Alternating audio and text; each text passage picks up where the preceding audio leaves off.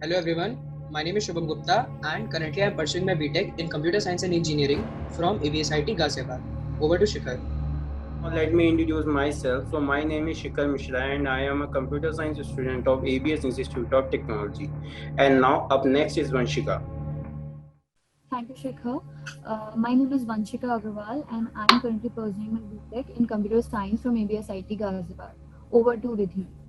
Thank you, Anshika. My name is Vidhi Tayal and I'm currently pursuing my BTech in Computer Science from ABSIT Ghaziabad. Over to Anshika. Let us begin. Our topic is today we are going to present a presentation on the topic the unsolved mysteries of the Indian history. Since we know that India is a country which is having a numerous number of mysteries, some are solved, some are unsolved. So today we are going to enlighten some of the unsolved mysteries of the Indian history. So let us begin. First, we will begin it with the quote, which is said by Anais Nin, which is the possession of knowledge does not kill the sense of wonder and mystery. There is always more mystery. Let us begin with the first case, which is the Shani Shignapur case. It is a village in the Indian state Maharashtra. It is a village which is having no locks and doors in their houses. Isn't it pretty amusing that there are houses which has no doors and no locks? We are living in a generation where we want our safety with the locks and doors, but this is a village which is having no locks and doors for over 300 years. The mystery is behind it is that there is a Hindu deity which is Shani, which says that the people in the village says that they will be punished by losing their sight if they will try to theft or rob in it. Even there are banks and the police stations without locks and doors. Over to Shubham. Thank you Vanshika for enlightening with this fact. Now let us find some of the mystery of the Bhangad Fort. Bhangad Fort is located at the border of the Sariska Tiger Reserve in the Alwar district of Rajasthan. It is a 17th century fort infamous all over India for being the most haunted place in India. Even the ASI, the Archaeological Survey of India, have forbidden the locals and the tourists from entering into the fort at night. The haunted fort of Bhangad does have a eerie and negative aura to it. The myth behind this eeriness says that the fort had been cursed by a tantric who had once fallen in love with the queen of the Bhangad fort, named Rani Ratnavati. The tantric was killed under a rock on account of his own wicked deed, and he cursed the fort with desolation and destruction. Myth also says that if any house or fort built near Bhangad is greater in height than the fort of Bhangad, or the shadow of the monument fell on Bhangad, then this will result in the destruction of Bhangad. Over to Vidhi. Thank you, Shubham. Now we'll talk about Taj Mahal. The Taj Mahal minarets are not perpendicular. These minarets were built tilting outwards to protect the Taj at any time of natural calamity such as earthquake. The Taj Mahal has its interior. The Taj Mahal's interior has a majestic inlay. It is said that these were made using various rare and precious stones, which were brought all over across abroad as well as Sri Lanka and China. Therefore, the Taj Mahal is literally a treasure chest, and the British did not spare the Taj Mahal as well. The Taj Mahal surpasses the Qutub Minar. As you all know, it is said that Qutub Minar is the tallest building, but it is false because the Taj Mahal is actually taller than the Qutub Minar. The Taj Mahal surpasses the Qutub Minar by about 5 feet in reality. It is also said that Taj Mahal was to have a black twin, and the Taj Mahal was a Shiv temple before. It is not yet decided. It is not yet decided that it was true or it is a myth. Over to Shikhar. So thank you Vidhi for the great explanation. Now you know the world has so many mysteries and from these mysteries some mysteries are scientific. This is one of them. So guys I am talking about Iron Pillar of Delhi here. So let's Iron Pillar of Delhi is 23 feet 8 inches high, 7.2 meters approx. This 16 inches diameter structure was constructed by a King Chanda, probably Chandragupta II, and is currently standing in the Mehrauli at Delhi, India. It is famous for the rust-resistant composition of the metal used in its construction. The pillar has attracted the attention of archaeologists and material scientists because of its high resistance to corrosion and has been called testimony to high level of skill achieved by the ancient Indian ironsmith in the extraction and processing of iron. The corrosion resistance results from an even layer of crystalline iron 3 hydrogen phosphate hydrate forming on high phosphorus content iron, which serves to protect it from the effect of the Delhi climate. The pillar beach over and is thought to have been erected in what is now Udaygiri and reused by one of Gupta monarchs in approximately 402 CE. So the precise date and location are matter of dispute. And now, Thank you, Shikhar, for your great explanation. Now, let me take over from here. So, history is nothing without some historical facts. So, let us begin with a simple quote. History is the interpretation of the significance that the past has for us, said by Johann Huizinga. Now, let us move on to the Jagannath Temple. In India, the Jagannath Dham or Sri Jagannath Temple is one of the holy pilgrimage sites in Puri, Odisha. The sacred place takes us back to the 12th century when the temple was built by King Ananta Barman. Here, Sri Krishna resides as Sri Jagannath Dev as one of its incarnation along with his elder brother Balram and his sister Subhadra.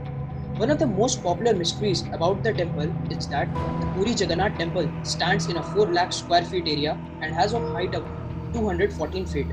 But it doesn't cast any shadow during any time of the day. Generally, we know that sea breeze blows during the daytime and land breeze during the night time. But the signs of land breeze and sea breeze is reversed on the sacred land of Puri. The beautiful blue sky above the dome of the temple was never declared ever as no-fly zone by the government. But it is very strange to hear that no birds, aeroplanes or helicopters can fly over the temple. Nobody clearly knows why. The Jagannath temple bears a holy flag on the crown of the main dome which flutters opposite to the direction of the wind. Over to Vidhi. Thank you, Shivam. Now we'll talk about the Nidhivan temple. Nidhivan temple is in Vrindavan of Mathura district. It is a place where Lord Krishna's childhood passed and it is also called Baki Bihari temple. It is a sacred temple of Baki Bihari. The major part of the temple is lavished with huge busy forests. Everywhere there is greenery and twisted trees. It is said that Lord Krishna comes here every night and performs spiritual activities called as Ras Leela with Radha and all his gopis. And if anyone sees these activities, the concerned person becomes dumb, deaf and even blind. Inside the temple there is a statue of Lord Krishna and Radha, beautifully decorated. Inside the Rang Mahal, the priest put toothbrushes every day, saris, bangles, pan leaves and some holy water in a jug with few sweets and a ready bed after Aarti in night. In the morning, everything is found scattered as if someone has used it. So after evening premises, no one is allowed inside the premise. Even the monkeys leave the Nidhivan temple after the Sandhya Aarti. Over to Vanshika. Thank you, Vidhi, for such great explanation about the Nidhivan temple. Now let us take a look at the another case, which is the village of Kuldhara. So, in an era of powerful kings and ministers about 200 years ago, Kuldhara was home to the Paliwal Brahmins. It was during this time that Salim Singh, the Diwan of Jaisalmer, known for his debauchery and unscrupulous tax collecting methods, set his eyes on the beautiful daughter of the village chief. The Diwan was absolutely hell-bent on having the girl, and he told the villagers if they come in his way, he would levy huge taxes on them. Fearing the wrath of the Diwan, the residents of the entire village fled one dark night, leaving behind their homes and everything with them. Kuldhara was abandoned by its very own people. No one saw the 1,000-odd members of the village leave. For generations now, no one knows where the Paliwals have resettled. All that is known that they have been cursed by the town when they left, that no one would ever be able to settle down in the Kuldhara again. The curse stays true till date because the town is barren and uninhabited, and it is believed that if anyone tries to come and stay in the village, gets a brutal death. Over to Shikhar. Thank you, Vanshika. So after the story of village Kuldara, there is another temple named Stambeshwar Temple, and this temple has some unique story like disappearing and appearing at different time sections. Let us talk about.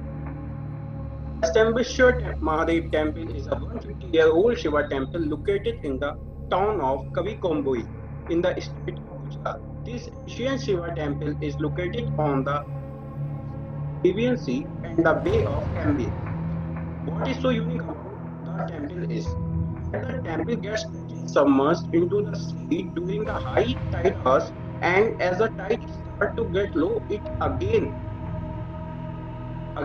start emerging out of the sea inch by inch, unveiling the 4 feet high Shiva Lingam. The visit to the temple should be planned in a such way that one get to see in the world disappearing and the night reappearing of the temple. It is ideal to plan the trip for at least whole day and night.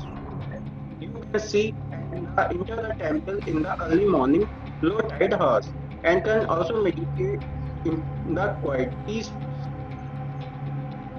And one can have lunch either from one of the many restaurants near the parking area, which is about half a kilometer walk from the temple, or free lunch is also made available to devotees ashram across the temple. After having lunch, one can return to watch the spectacular movement of the temple getting submerged. First was the temple and the Shivalingam in its shimmer and darkness of the sea, and when the quietness of night engulfs it. So, this is all about the Stambeshwar temple. So now conclusion time. You know the world has so many mysterious places, temple and many other things, but some people believe in something and some people do not. So this all about your opinion. And the things which don't have any scientific reason, then the presence of God, paranormal activities appear. So basically, I want to say that when our science fails to explain these events, then the word God appears. And if you think that all things have logic, then you are wrong. Say some things are mysterious. Now the great lies. The mystery of the life is not a problem to be solved, but reality to be experienced. So at last, I appreciate the opportunity to speak with you guys, Shubham, Vidhi, and Vanshika. And thank you, audience. Hope you liked it. Thank you so much, Everyone. Shikhar.